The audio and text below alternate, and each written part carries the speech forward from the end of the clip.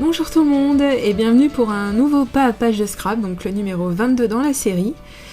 Alors donc, comme j'ai pris l'habitude de le faire dernièrement, je vais partir d'un basil blanc parce que je compte encore une fois faire le fond moi-même, si possible. Alors je vais utiliser cette planche de texture de la marque Bobony avec de la Versamark. Alors donc je vais faire de l'embossage à chaud sur mon fond de page et pour celles qui en auraient besoin, je vais vous mettre le lien de ma vidéo où je parle de tout ce qui concerne l'embossage, tant l'embossage à chaud que l'embossage à froid. Je vous mettrai tout ça dans la barre d'infos.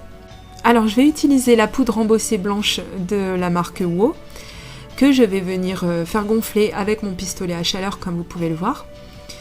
Alors je l'ai utilisé sur une partie de ma page et puis donc comme je veux guider l'œil d'un certain endroit de la page à un autre endroit de ma page, je vais commencer donc à tamponner encore de ce tampon à texture un petit peu plus au milieu.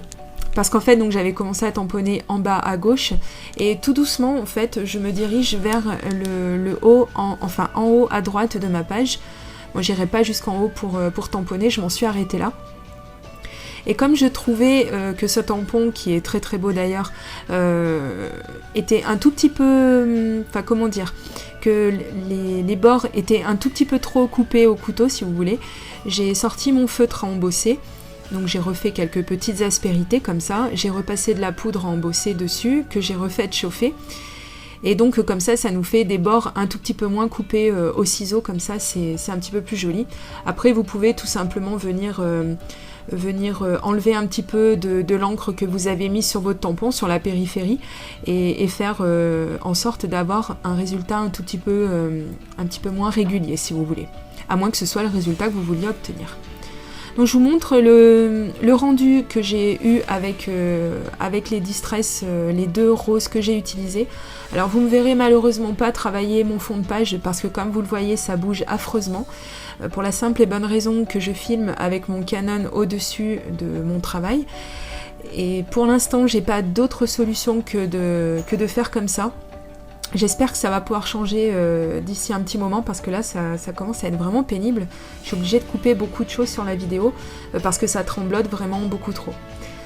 Alors donc là j'ai sorti un des pochoirs que j'ai fait avec ma silhouette, donc c'est tout ce qu'il y a de plus simple, sont seulement des ronds de tailles différentes. Et je voulais un petit effet de bokeh et donc j'ai sorti tout ce que j'avais un petit peu en encre blanche, pensant que ça ferait l'affaire. Alors j'ai sorti de la Ink blanche, j'ai sorti de la Versacraft blanche, enfin j'ai sorti un petit peu tout ce que j'avais. Et au final, même la StazOn blanche était pas si blanche que ça, puisque vous voyez que ça faisait quand même des ronds un petit peu blanc cassés, et c'était pas le résultat que je souhaitais avoir.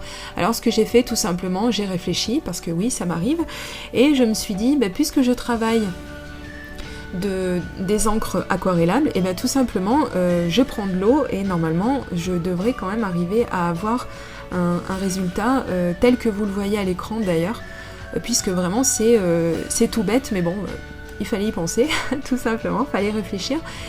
Et en fait ça réactive, comme j'utilise de l'eau, ça réactive la couleur et je viens, une fois qu'elle est réactivée, la prélever avec de l'essuie-tout et comme ça l'enlève, et seulement de la forme du pochoir à peu près quoi, hein. Bien sûr c'est pas une science exacte étant donné que c'est travaillé avec de l'eau au doigt, donc je vous raconte pas pour le côté exact, on repassera bien sûr, hein. Mais j'aime beaucoup l'effet que ça donne au final. Là on voit pas trop parce que ma page est pas complètement sèche, mais après ça va vraiment bien donner. Alors je vous montre la planche de chez Scrap Plaisir que je vais essentiellement utiliser pour mon fond de page. Et c'est d'ailleurs essentiellement pour ça aussi que je l'ai acheté, parce qu'il y a beaucoup de petits motifs comme ça. Alors, après, c'est un style, on n'aime pas. Personnellement, c'est vrai que ce genre de petits motifs, au début, je me dis, mais qu'est-ce que je vais bien pouvoir en faire?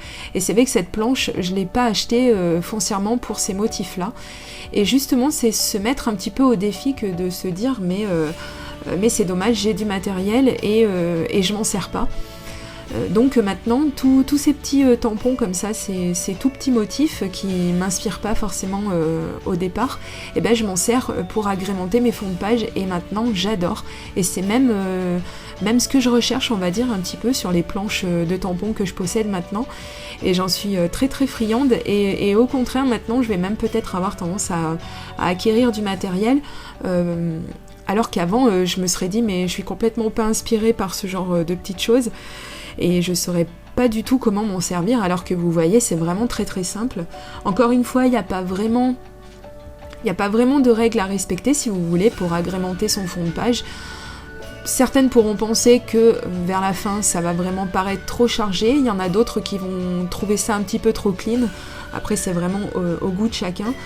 Là vraiment cette page elle est quasiment exactement comme je la voulais, c'est-à-dire que je voulais donc si vous voulez un petit peu orienter l'œil de l'observateur du côté bas gauche de la page jusqu'en haut à droite, puisque c'est la direction dans laquelle en fait mon chien regarde.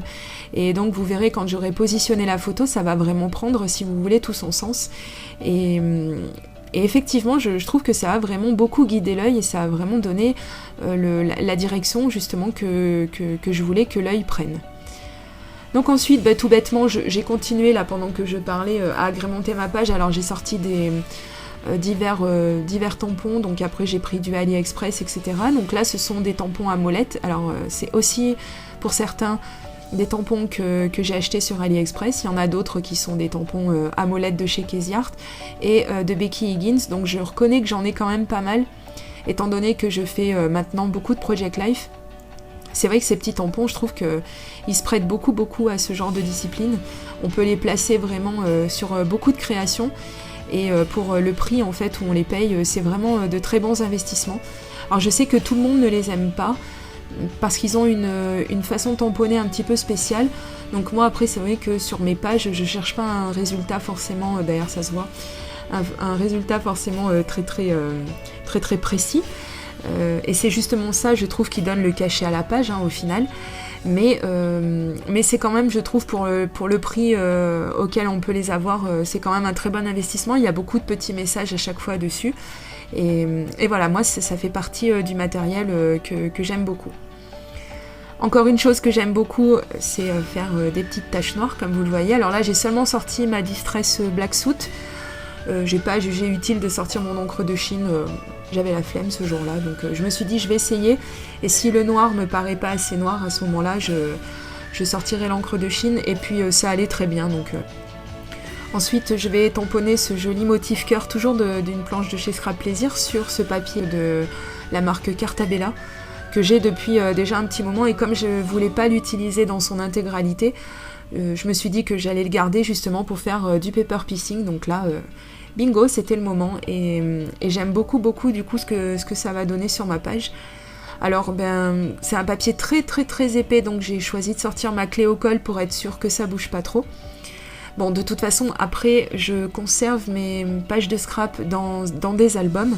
Souvent on me pose la question, c'est vrai que moi si je m'écoutais, bien sûr que j'aimerais les avoir toutes accrochées à un mur ou autre, parce que bon, c'est quand même dommage de toujours tout garder dans des albums où on les voit pas assez.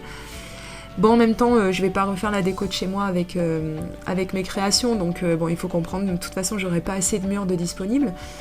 Mais donc, je garde mes créas dans des albums. Et après, c'est vrai que mettre beaucoup de relief sur ces pages, alors que c'est conservé dans des albums, je trouve ça un petit peu dommage.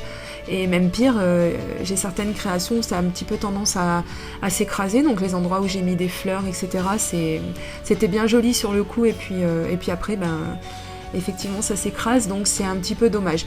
Donc après on a quand même d'autres solutions pour donner du volume à sa page, donc c'est un petit peu comme ce que je suis en train de faire avec des découpes, par exemple des découpes silhouettes ou des découpes de dies. Et donc si vous les positionnez à l'arrière de votre photo, donc sous la photo tout simplement, et bien justement ça va donner cet effet de ça rapproche, si vous voulez, l'élément. Donc là la photo en l'occurrence, puisque c'est quand même sur une page de scrap, c'est quand même le plus important, je trouve. Après ce n'est que mon opinion, ça n'engage que moi. mais justement ça donne cet effet de rapprochement, et c'est ça qui va attirer l'œil en premier sur la page, normalement avant un petit peu le reste. C'est pour ça que je reste quand même toujours un petit peu soft quand je fais moi-même mes fonds de page, ou quand je les travaille avec des papiers. C'est vrai que le plus important, bien sûr, c'est quand même la photo, puisque le scrapbooking, c'est de mettre en scène des photos. Maintenant, après, le fond de page, bien sûr, est important. Donc après, chacun travaille comme il veut. Et là, je trouve que ma page est plutôt bien équilibrée.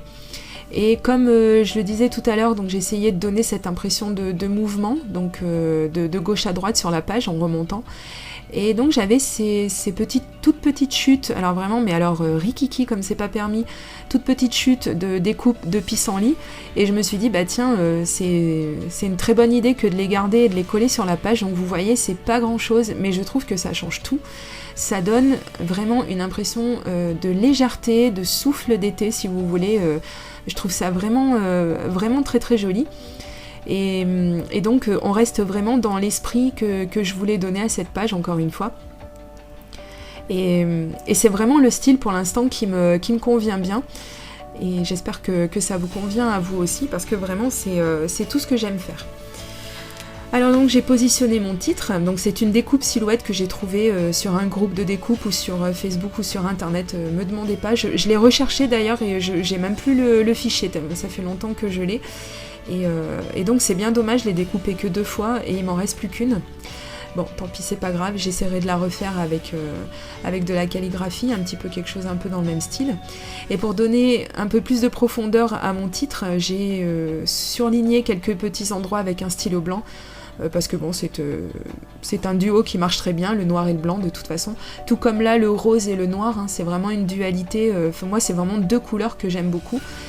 Et je voulais absolument les mettre sur cette page, c'est comme ça que je la voyais, puisque comme vous le voyez, la photo est essentiellement en noir et blanc, enfin en gris et blanc, parce que c'est pas vraiment du noir et blanc, de nos jours c'est plus du gris et blanc. Et j'ai seulement laissé, si vous voulez, la couleur des yeux de mon chien, ça c'est la vraie couleur, je l'ai pas retouchée. Et tout le reste, je l'ai passé en niveau de gris. J'allais pas mettre du bleu, parce que ça aurait été un petit peu la facilité.